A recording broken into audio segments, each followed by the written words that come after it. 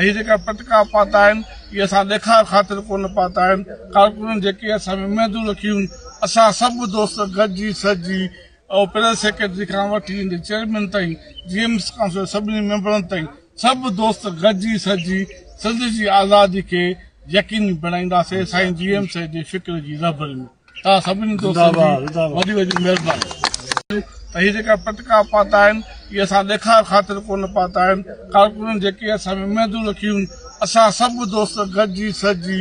ऐं press secretary खां वठी चेयरमैन ताईं GMS काउंसिल सभिनी मेंबरनि ताईं सभु दोस्त गॾिजी सजी सिंध जी आज़ादी खे यकीनी बणाईंदासीं साईं GMS जे फ़िक्र जी रहबरी में तव्हां सभिनी दोस्तनि जी वॾी वॾी महिरबानी